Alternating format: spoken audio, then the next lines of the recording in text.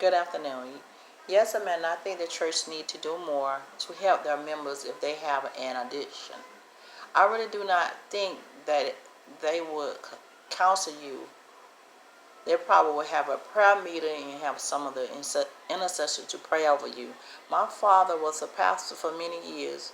I never seen anyone in his office asking for prayer for addiction.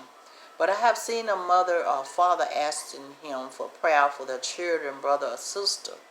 The most people I know that's on drugs or alcohol does not ask for help. The only time I see a person asking for help is they're in trouble with the law. I have known my son-in-law mother for many years, and everyone knows when she get off from work every day she would have a drink until she pass out. She would get up the next day and start over again. Her husband could not help her because he was addicted to drugs.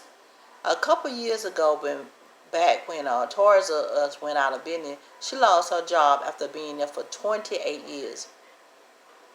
When that happened, she started drinking every day. It got so bad she didn't even have enough encouragement and mind to get her unemployment. As I look back on it, she was depressed.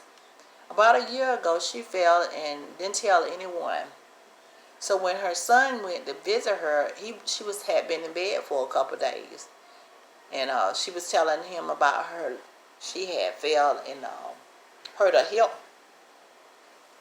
He called the ambulance, and they decided to take her to the hospital. And come to find out, she had broke her hip, and she stayed in the hospital for over a month.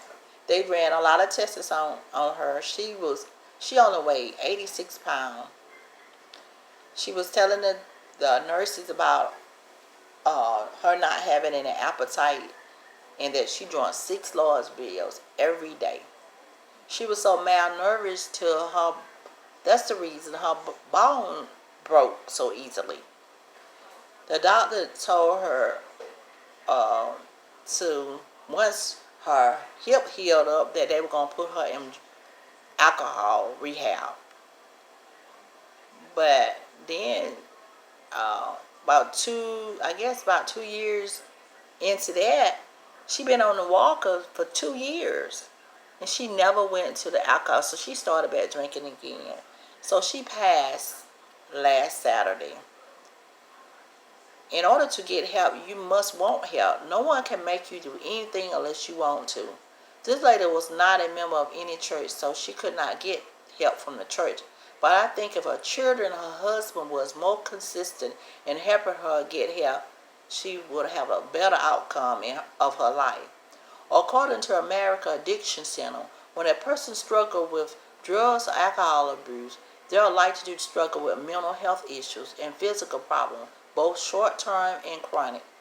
Those who love a person struggling with addiction may at some point try to force a person to get help, which they never did, because everybody in their family has some type of addiction.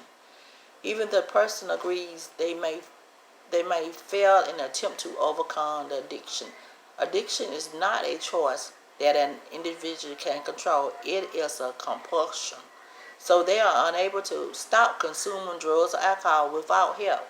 People who are close to the person struggling with addiction, especially spouse, children, they might find that they might become a codependent.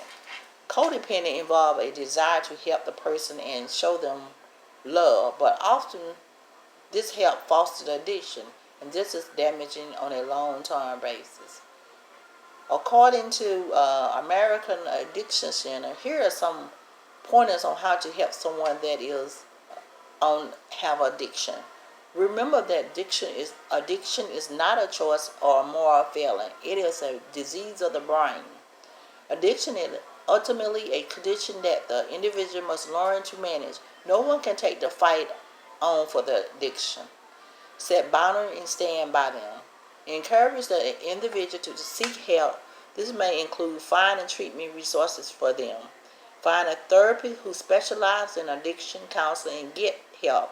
Loved ones of addicts need support too. set an example for healthy living by giving up recreational drug and alcohol use. This, but, and also be supportive. A person struggling with drug or alcohol abuse will likely eventually seek help due to ongoing encouragement to do. I don't agree with that. But anyway, this is my end of my discussion for this week. You have a blessed week.